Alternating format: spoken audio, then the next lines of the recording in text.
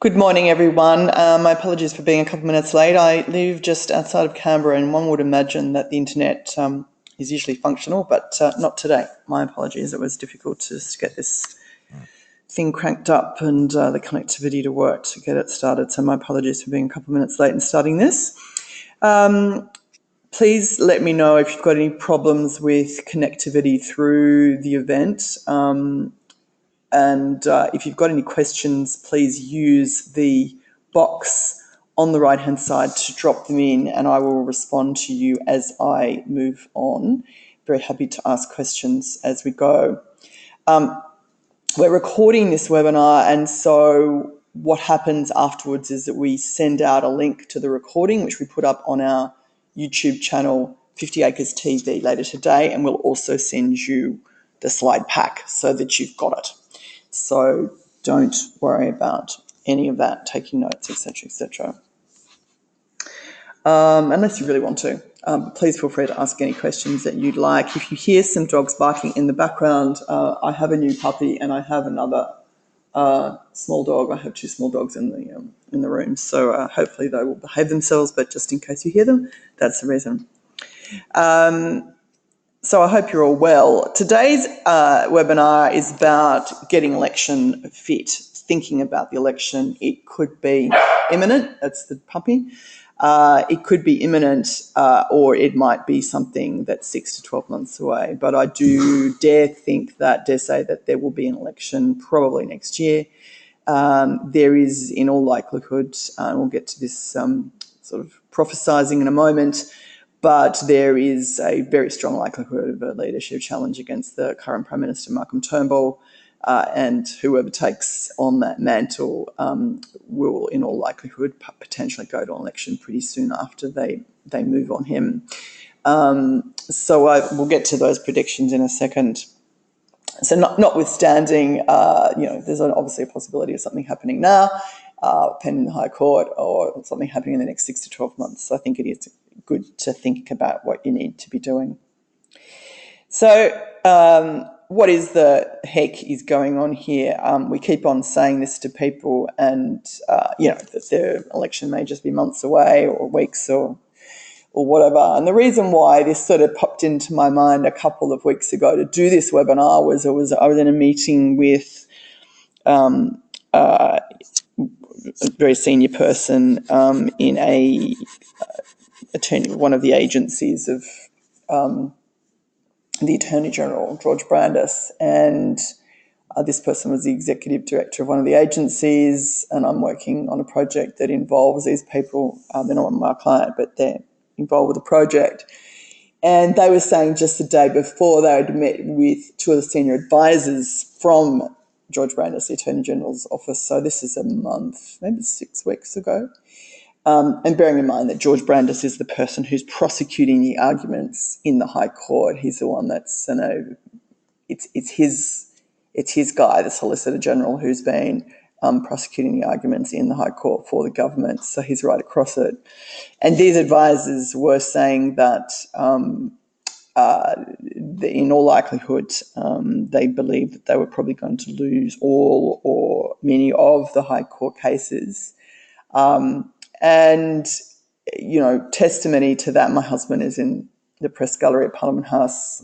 For those who may know him, it's Andrew Mears at the Sydney Morning Herald. He's the press gallery president. And essentially, there's a sort of a bit of a theory that, the decision has probably been made. They probably would have handed it down yesterday, or, it might be potentially today. It will be during a sitting day if it's good for the government. If it's not, it'll be delivered on a non-sitting day, i.e. Friday, particularly if Barnaby Joyce is going to be thrown out of Parliament, because what has to happen at that point is that if he's ruled ineligible by the High Court, he'll actually have to be escorted physically out of the building. And that wouldn't be a good look for him or for the government. So they probably will avoid that embarrassment in a sitting day, and it's a sitting week this week. So it's all very interesting. Lots of journalists are waiting with bated breath. It's very hard to get a lot of sense out of people in Parliament at the moment, precisely because there's so much riding on this decision. And that brings me to the next slide. which is, the implication of this. Now, the judgment is expected any day. It might be today. The sense is that there's going to be some notice given by the High Court. The High Court will issue an alert saying we will be bringing down our judgment at X time. And so that, it probably won't be a press conference. They don't do that. But there'll be a bunch of journalists up there waiting for it, not needless to say. And then, then there'll be people running around in, a series of, ever decreasing or even increasing concentric circles with their hair going crazy, and lots of cameras and excitement. Particularly, I think the key here is if Barnaby Joyce is not allowed to stay in the parliament. Leads me on to the next point, which is there'll be a by-election in his seat. And for any of you who know that seat, that seat used to be held by Tony Windsor. One of the reasons why he was moved into that seat, Barnaby Joyce, in the first place, was to take it back from Tony Windsor. Tony Windsor has been co-joined to the action in the High Court. He's been he gave evidence. He's had a team of barristers arguing a set of arguments around, why Barnaby shouldn't be an MP anymore, which is slightly different than perhaps some of the other arguments. But notwithstanding, he's been Tony Windsor's been intimately involved. If there is a by-election up in his seat, Tony Windsor would certainly be a candidate. And you will see a lot of action up there. It would be, Labor will probably run dead, or they'll run, but they'll run pretty dead, if you know what I mean by that. It means not having a very strong campaign.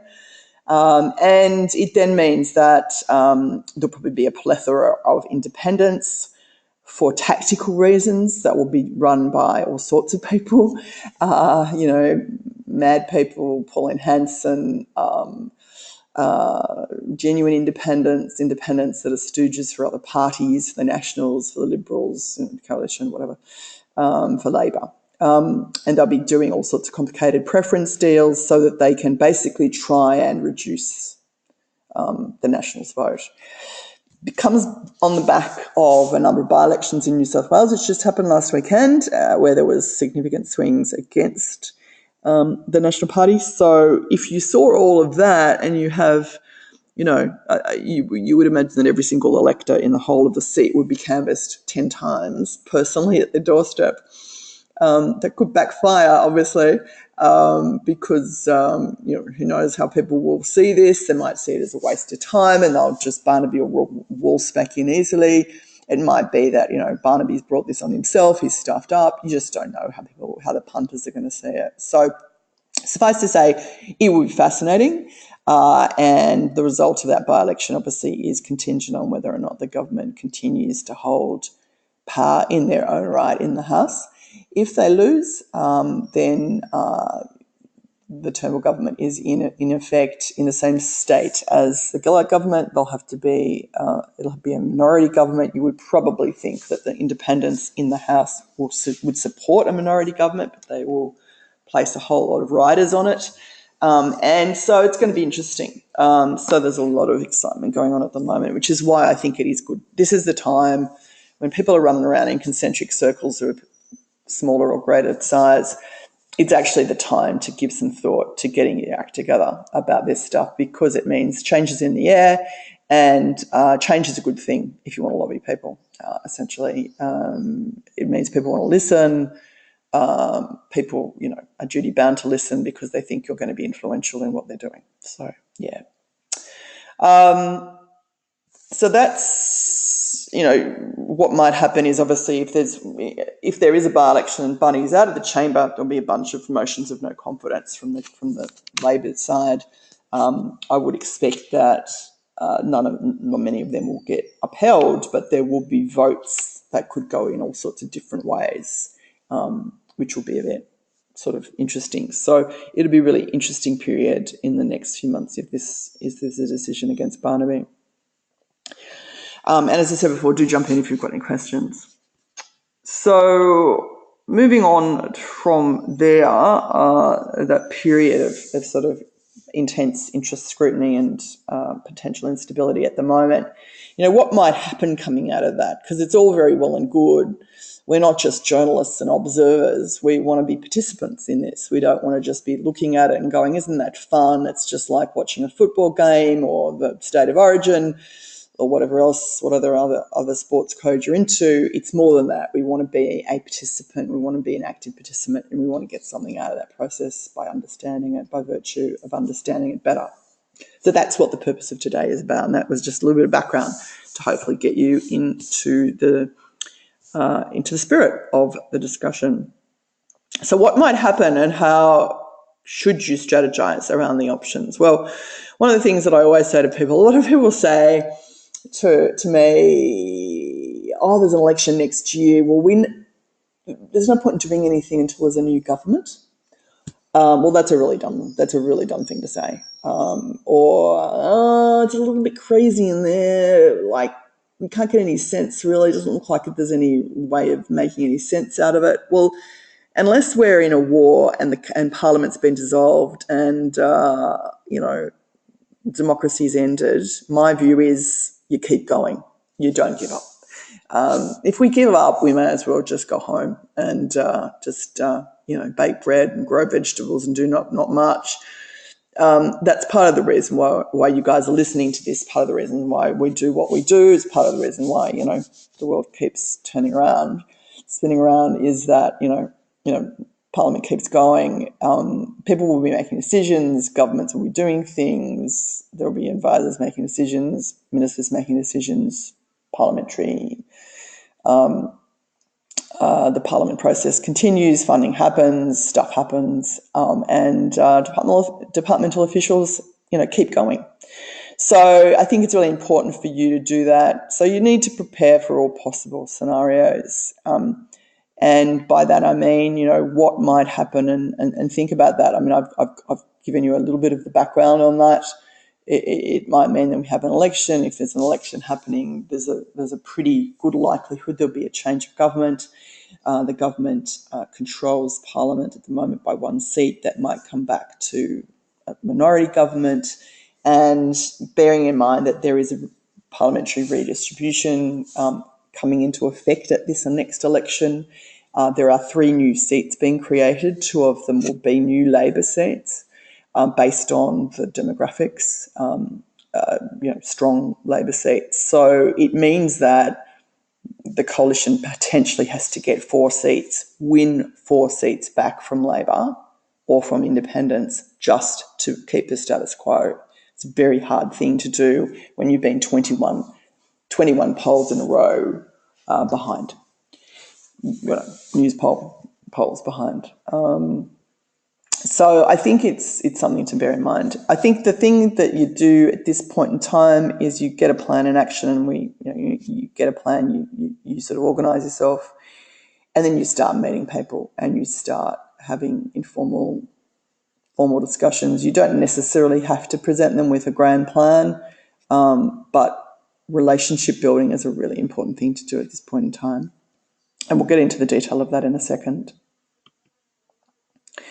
So who are the key players? This goes without saying, what should you do to get to know them and to get some skin in the game right now?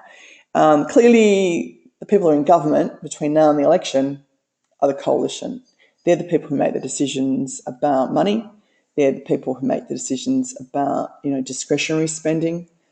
They're the people who will make the decision, providing the election is before the next budget. After the next budget. They're the people who will be framing the next budget, so they'll be framing the spending around the line items in the next budget. So the coalition are still in government, and my view is, whilst the person's still at the helm of the ship, that's the person, they're the captains, and that's who you speak to. That's not to say that you don't get to know the other guys or the other players. You have to do that, and now is a very important time to get to know the opposition. But it's also bearing in mind that if there's a here and now decision, if there's a here and now piece of legislation or a policy matter or something that you're trying to influence, the coalitions are the people that are making the decisions right at this moment. Opposition obviously is, important because they're the ones that will be coming into government if the election goes the way that most people are predicting. And so they're very, finding the right people in the opposition are the people to talk to. Crossbench and minor parties at the moment, as you know, there is crossbench in both chambers, both the House and the Senate.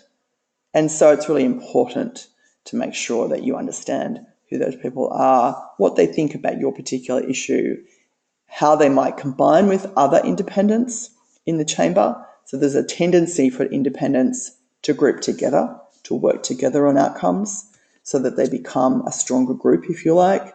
And so it's really important to understand, how those people sort of combine together to use that power that they've got. So let's think about how the best to prepare, how to devise a pre-election, election and post-election government engagement strategy. Well, what is I ultimately ask people is, what do you need to do what do you want to do?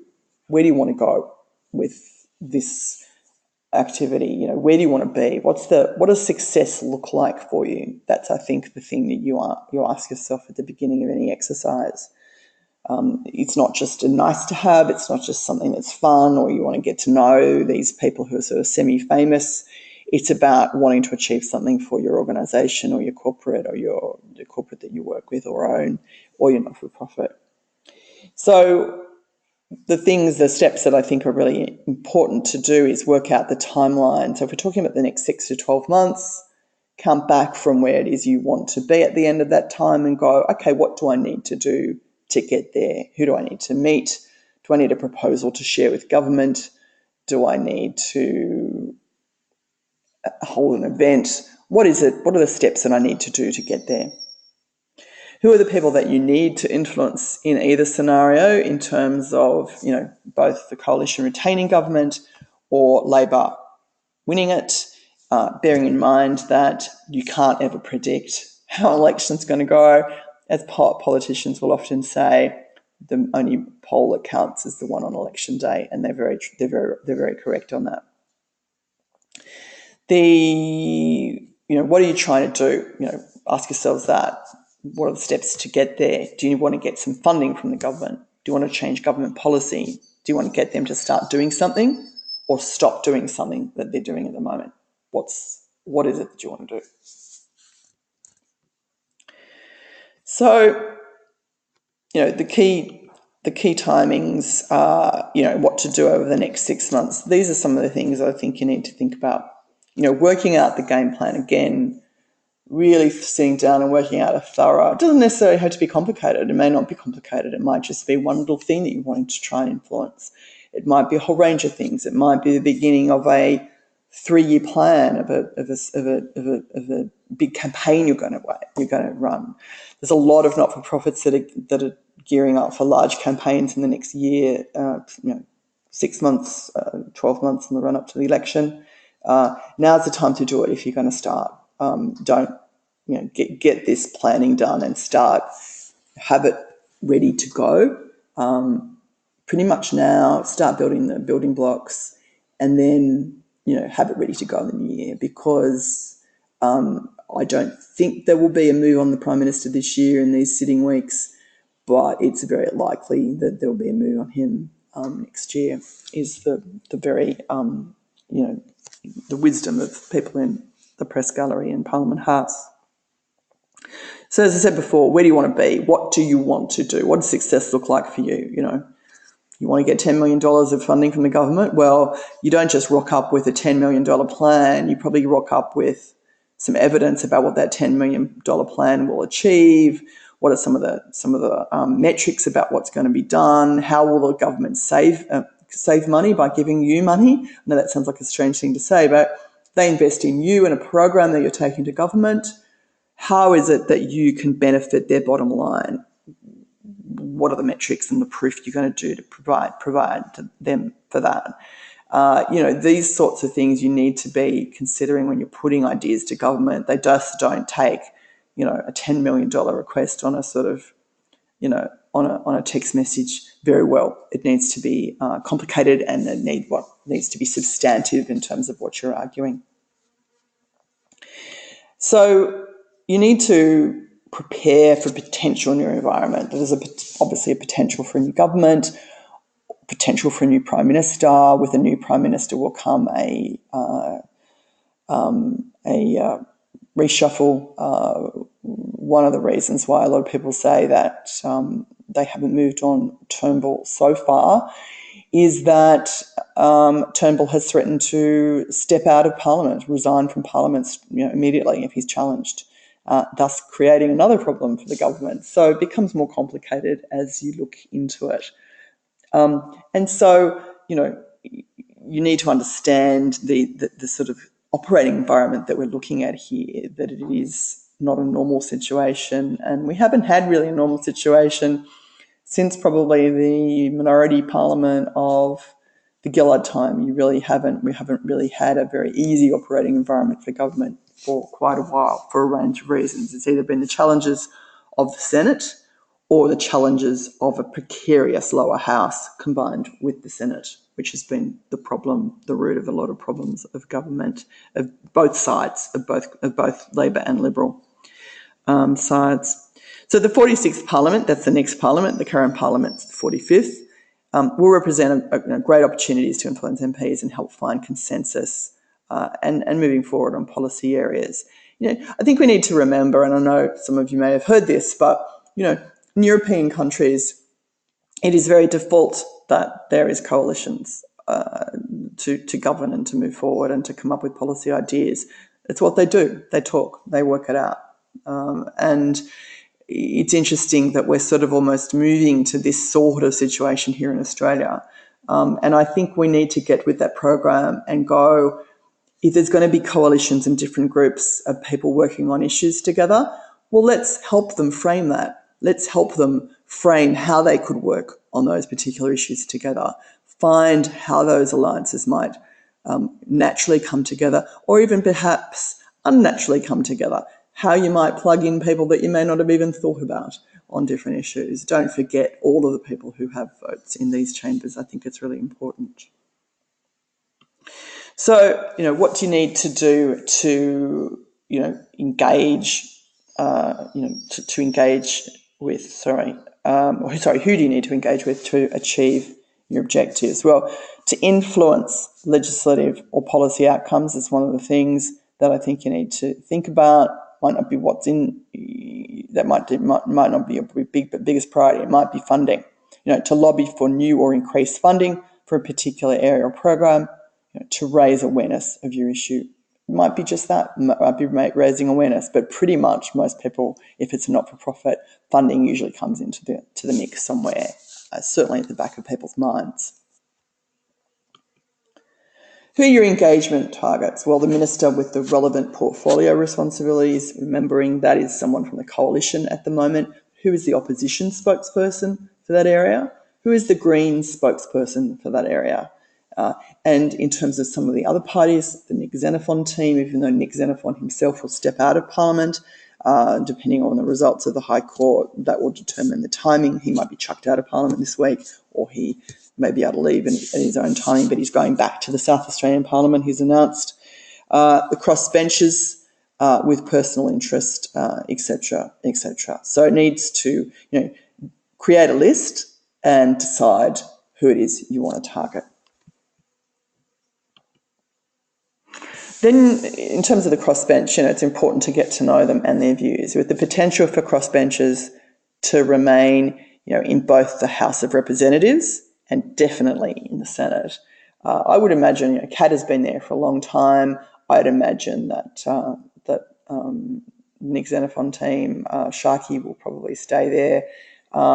Cathy McGowan in Indi, will stay there. She's got a pretty good hold on that seat.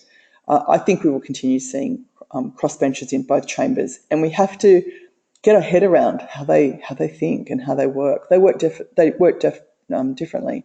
Andrew Wilkie in Tasmania, they work and function differently. Andrew Wilkie, for example, and I don't know whether any of you know him or his office personally, but they will never organise a meeting with Andrew Wilkie directly until the chief of staff of his office has met with you. The chief of staff in his office, even if you're in the building, he will have a phone call with you. He doesn't like meeting in person. Sometimes he'll meet you in person, and that's a party day if that happens. And then from there, you may or may not get an audience with Wilkie, and it needs to be relevant to his seat. It needs to be an issue. Yes, Wilkie takes interest in other broader issues, but most issues have to have a really local relevance. Cathy McGowan will take a broader picture, certainly the Nick Xenophon team, but these people, these independents, have to have an eye to their own seats, otherwise they won't retain them. They absolutely have to have an eye to their seats. A lot of the other parties, if they're in a strong seat, strongly held Labor or Liberal seat or National, they'll get swept along with the party of the time.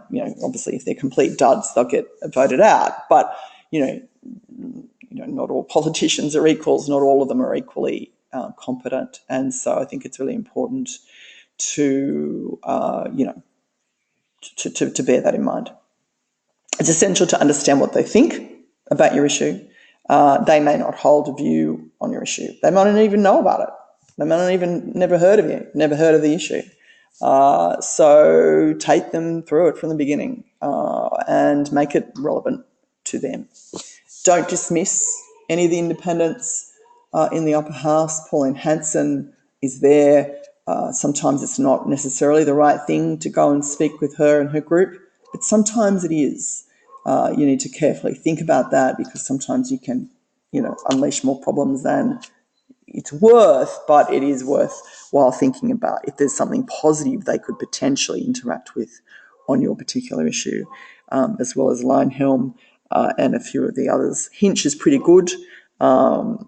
Hinch will grab hold of your issue. Hinch is a bit like Xenophon in the sense that, if they really grab your issue and they get it right, and they don't go off half, whatever, then, you have a really potentially strong advocate, particularly Xenophon. It's a pity that he's leaving the Senate. He's a great advocate and really gets the nuance and the detail and how to help negotiate, and hopefully his team will continue to do that. I think that's what he's thinking. So that's really the crossbenchers, and it's really important not to forget about them. So we've only got a couple of slides left, so if anyone's got any questions, please do throw them into the question box. So tips for government engagement. Well, the first thing you need to do is develop a timeline of targeted, strategic government engagement activities. Obviously thinking about all of the different targets and different things that might work. There's lots of different ways that you can interact with government. It doesn't have to just be meetings. First of all, you need to approach the identified targets and request a meeting. You do that by, emailing the office. If you can, the best thing to do is not email, malcolm.turnbull@pm.gov.au or tony.abbott@aph.gov.au, because what happens is that goes into an email which has got another 326 emails that's come in today, and it could be deleted, it may never be seen, it may take people a long time to get to. So what you need to do is call the office and get the details of the person who, potentially the diary secretary or an advisor. It's hard to get advisors' names. It takes a long time for us to extract them out of them, and we know most of them. But you can always get the diary secretary, so you can email an invitation. Asking to speak with an advisor will yield a much faster response than asking to speak or meet with a minister, who you probably won't get first up. So then you develop, obviously the important thing when you're requesting a meeting is to follow up and follow up and follow up and then follow up again, because, for example, if you're trying to get email something to someone today, we're trying to do a number of stakeholder audits for clients. We're working on about 4 of them at the moment. We're emailing, calling people in Parliament. We're getting a lot of, at the moment, we're calling the second, third time to try and get a meeting, a quick phone call with people. They're all keen to do it. They're just not wanting to talk to us this week because they're all beside themselves with what's going to happen with the High Court. So you've got to pick your moment. The best time usually to email and call people is in a non-sitting period, by far. It's a crazy time on a sitting day if any of you have experienced it. Then the other thing that you can do is produce some leave behind materials. They can be sent out as a really interesting, something interesting to sort of tweak or sort of raise people's interests, pique their interests.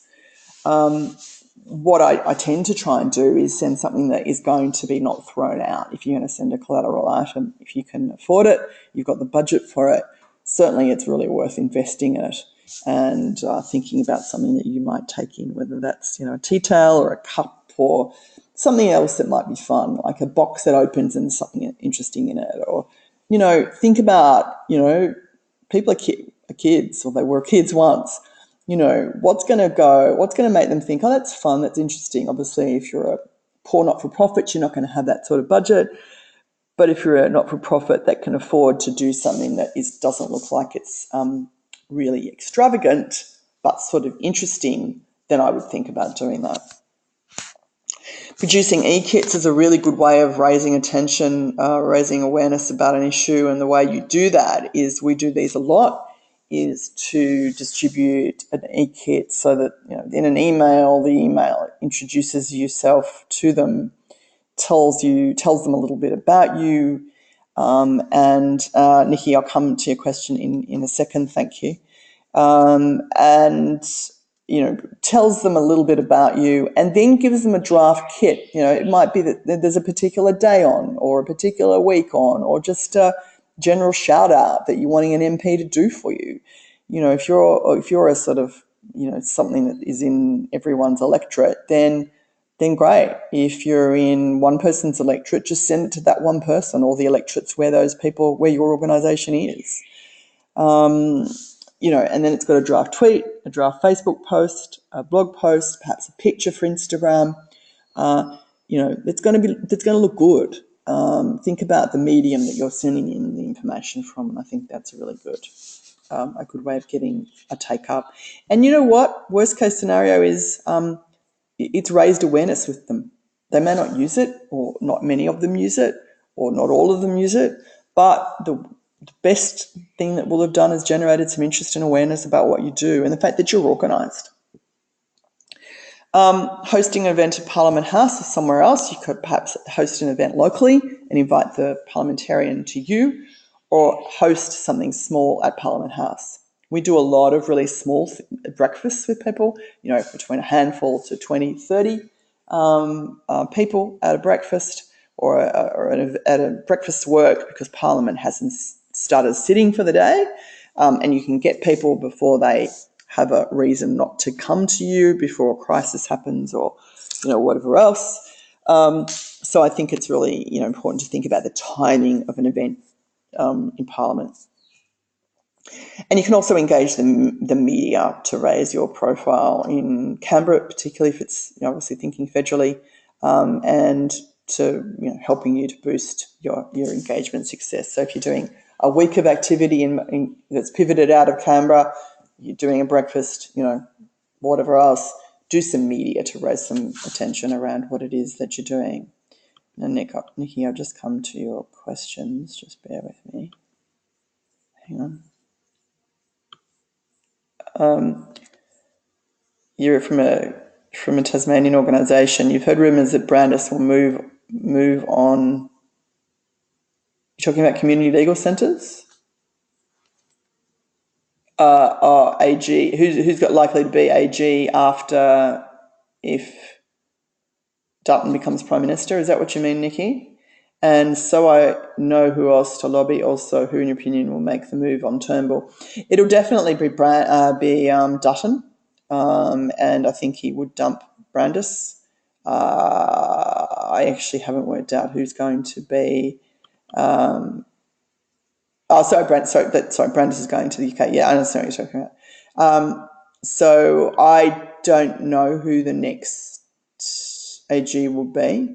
I would wish to know. It would be nice to know.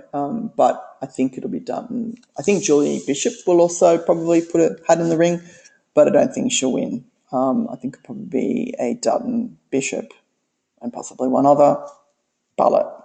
And Abbott might be the stalking horse. The right, the Conservatives in the coalition might, or in the Liberal Party, might throw him in as a stalking horse to open it up and to tease it out. But yeah, I do think that Dunn will make a move. He said this week, last week, he said that he made a sports analogy. He said, I don't play rugby. If I was playing rugby for Australia, I would always want to be captain. So I don't join MPs don't want to join or don't join Parliament unless they've got aspirations. So he's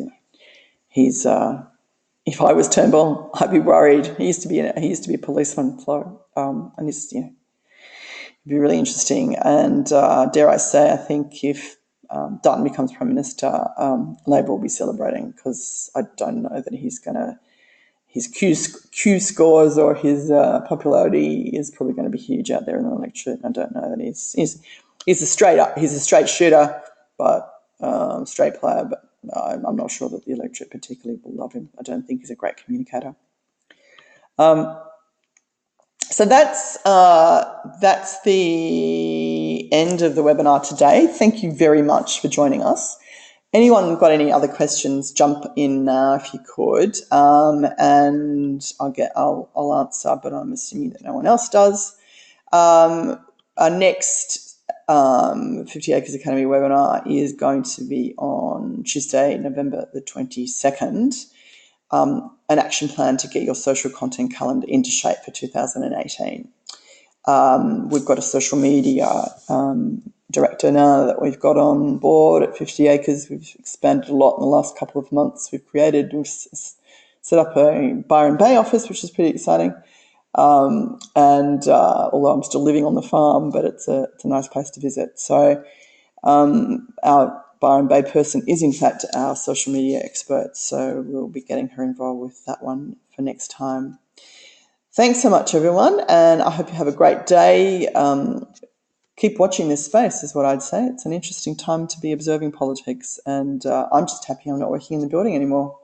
I'm not drinking as much coffee. So thanks so much, and I'm really grateful to have you on the 50 Acres Academy family, and have a great day, everyone.